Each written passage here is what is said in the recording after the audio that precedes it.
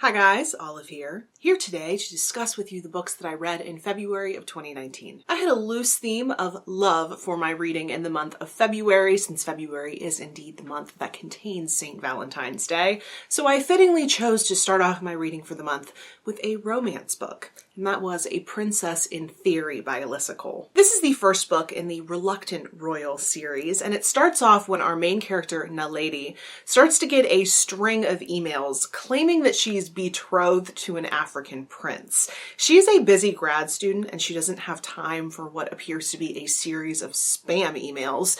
But what if they're not spam? So when the prince of the fictional African country of the Solo comes to the United States to claim his bride, a case of mistaken identity leads to both passion but then betrayal. I really liked this book for a whole series that's set up to be incredibly unrealistic since it's about modern royalty.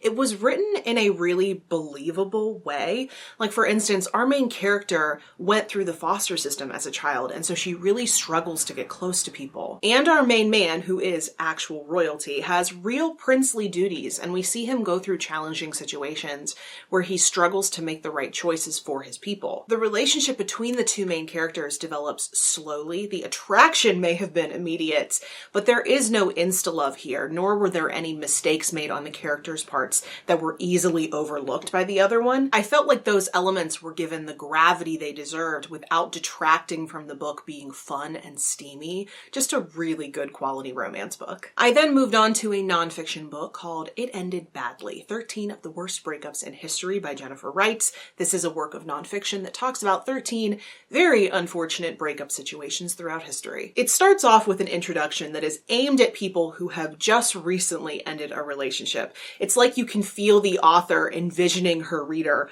holding this book in one hand and cradling a pint of Ben & Jerry's in the other. And the tone that she adopts is very much like, well, your situation might be bad, but at least it's not this bad. Most of the stories in this book are of people who you have likely heard of before, which does make sense since only recorded stories would be able to be told here. Anyone's story who was not of historical or cultural significance just wouldn't have been written down prior to the invention of the internet. So the title of this book is a little bit misleading in that regard. It's more like the private lives of famous people recounted for the purposes of Schadenfreude. The most memorable stories of the bunch were probably Nero and Oscar Wilde, and while it was enjoyable enough to experience, it's proved less than memorable. It's actually very fitting that there are candy hearts on the cover of this book because the book was the equivalent of a candy heart. Pleasant enough to chew on but provides nothing in the way of nutritional value, leaves a strange aftertaste, and is quickly forgotten. The next book I read in February was a buddy read with the wonderful Britta over at the second shelf. Together we read Sylvias Lover by Elizabeth Gaskell.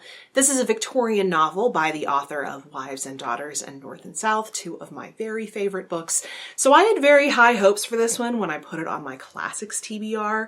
And unfortunately, it didn't quite live up to those expectations. This is the sad story of Sylvia, an average girl living on a coastal town in England. The main industry of this town is whaling, so there are sailors pretty much everywhere. It's set during the Napoleonic Wars, and there are these groups called press gangs working for the crown, forcibly recruiting sailors to come and fight for England. Sylvia lives a simple life in this town, but as she starts to develop into a beautiful young woman, the puppy dog type of attraction that her cousin Philip had for her develops into a devoted obsession. Sylvia isn't, nor has she ever been, into Philip, but instead has an almost immediate connection with a sailor named Charlie. But when Charlie is taken up by one of these press gangs in the dead of night, the entire town assumes that he is at best long gone and at worst dead. This, plus some other rough situations, puts our main character Sylvia in a heartbreaking position. Elizabeth Gaskell called this book the saddest story she ever wrote, and I have to agree with her. It is bleak. That could definitely be an obstacle for you if you were interested in reading this book, but there are a few other obstacles worth mentioning. One of those is the fact that this book, for the first third of it, is almost excruciatingly slow. And all of the dialogue is written with a very thick dialect that is hard to understand unless you start reading it aloud. But once you get used to that dialect and you move past that slow intro part, things pick up in a really major way, almost to the point where you will forget about the slow parts. It will break your heart though. When I was speaking to Britta about this book during our buddy read, I remember saying that it seemed as though Gaskell was trying to make a point about a woman's lack of agency during this time period. At no point in this book does our main character Sylvia have any power over any situation that she's put in. Even when she's making decisions for herself, the decision has already basically been made for her. She tries her absolute best to do right by everyone, but she has to sacrifice herself and what she really wants to be able to do so. At times in this book, Sylvia can be the only character on the page, yet she feels completely absent. It's like she's hiding her desires from everyone, even us as the reader, so that she can try to ignore those desires, try to pretend that they don't exist. You only start to learn what she's been feeling in rare emotional outbursts. And I make a point to mention this because this is probably not a novel for someone who wants to feel close to the characters that they read about, because Sylvia will keep you at arm's length the entire time, but in my experience, it made me feel for her all the more. It's certainly a very different type of novel for Gaskell, and I enjoyed it as much as you can enjoy a really sad book, but it is not a new favorite. The next book I read in February, I read with my wonderful husband, Tony. That book was The Sparrow by Mary Doria Russell. We read this because it is a mixture of sci-fi and literary fiction. He is the sci-fi reader and I read primarily literary fiction. This book is about the discovery of a new alien civilization and about the group of people who are funded by the Jesuits to travel to this new planet and meet them. It was actually pretty eerie because the earlier section of the book, when the aliens are first discovered, takes place during February of 2019, which is of course when we were reading this book. Weird. We do hop back and forth in time in this novel. We start off many years after the mission when the only survivor, the Jesuit priest and linguist Emilio Santos, returns to Earth. He is broken, both physically and mentally, and is being blamed for tarnishing the reputation of the Jesuits because of what happened over the course of the mission. As Emilio is grappling with the past and the present in the year 2060, we regularly go back in time to 2019, to the moment when the aliens are first discovered, to choosing people for the mission, to making contact, to all of the tragedies that follow. As I said before, my husband is the sci-fi reader of the two of us, so there was a lot he was filling me in on when it came to the space travel, as that is not my area of expertise. But as the book goes on, it does move very firmly into the literary fiction realm. And while religion does play a big role in the book, I found that the book more studied the idea of faith than made religion important. And that is not the only big question that this book is presenting you with. It's asking you whether or not morals and values can be applied across species. It's asking you whether or not that decision to make contact is to accept that you are going to have a poisonous influence in some way. It really seemed as though the author was making a huge statement on religious missions and colonialization, all the while she's taking the foundation of faith of our main character, Emilio Santos, and kicking the ladder out from underneath it. I would love to go into more detail at this point, but the ending of this book is so big and so upsetting that I wouldn't dream of robbing anyone else of that revelation and that experience. I do need to warn you though, it is a lot. It made me feel sick to my stomach. I had to take breaks from this book. It made my husband feel iffy about this book as a whole. But overall, I just loved this book. It is vigorously intelligent, demanding of its reader in the best possible ways, and just as good as everyone says it is. The next book that I finished in February was my pick off of my 5-star nonfiction predictions list. That was Foxes Unearthed by Lucy Jones. This book paints a landscape of the modern and traditional attitudes toward foxes, one of the last remaining mammalian land predators left in Britain. They have a storied history on the island and are often as beloved as they are vilified. They are often seen as pests, causing destruction and using their wiles to kill livestock. But they are also seen as a beautiful and often respected part of the ecosystem, glorified in characters like the fantastic Mr. Fox. Lucy Jones sets out in this book to reconcile those opposing viewpoints, which is a lofty task indeed. There is, of course, a discussion in this book about the British tradition of fox hunting. It was banned by the government in 2004, but is still very likely being practiced by the upper classes on private land.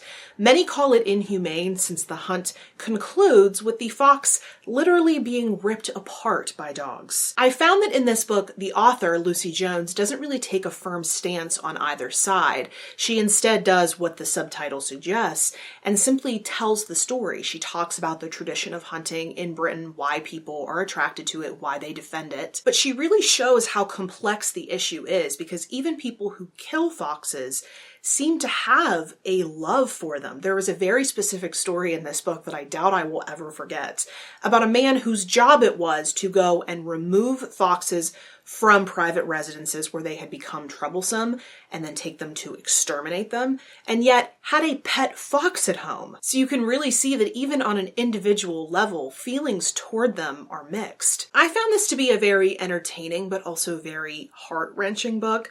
I personally am an advocate for animal welfare, and so while I appreciated Jones's discussion about the tradition of the hunt, why it appeals, the physicality of it, why people are still defending it, I really couldn't see any good reason that she presented, nor that anybody else has presented, for why the dogs need to rip the animal apart at the end of it. Like, let it run into its burrow and then go the hell home. If the real reason why people love it is to get out into the fresh air, to be bonded with your horse and your dogs, to see the beautiful British landscape, then why does an animal need to die at the end of it for you to have a trophy? Foxes aren't even edible, so it's not even you can say you're doing it for the meat.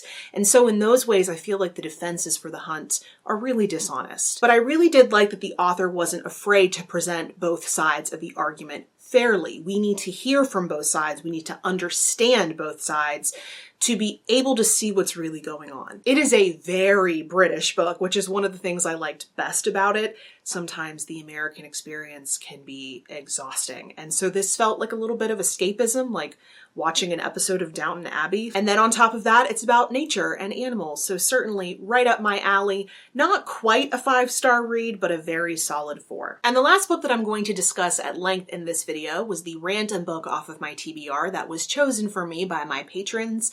I am happy to announce that that book was The Red Canary by Tim Burkhead. I was actually very surprised that this was the book that won, considering it was up against a Margaret Atwood novel. But this is the story of an amateur German scientist in the 1920s who became fixated on the idea of breeding a purely red canary. These little birds that are native to the Canary Islands are a dingy green color in the wild, but typically turned yellow when bred in captivity. So in order to turn them purely red, it was necessary to cross them with a South American species of bird called the red siskin. So although the final attempt was successful, as you can see on the cover, I thought it was a little bit dishonest to call the resultant bird a canary since it was actually a hybrid species. The main issue that I had with this book was that there just wasn't much to this story. It felt like it could have been very easily summed up with a Wikipedia article. So the author gives you a lot of side information in order to flesh out the story. We hear about bird collecting and keeping during this time in Europe. We learn more about hybrid species. We hear about Darwin and evolution. This isn't uncommon with nonfiction books. In many nonfiction books, they will give you side information about whatever situation they're discussing to give you a greater understanding. But in this case, it felt like there was more side information than there was main story. It was really all over the place. And the author, although he is an ornithologist, doesn't remark on how nearly every single person in this book used birds like playthings and were more concerned with their own desires than on the well-being of the living, breathing creatures in their care.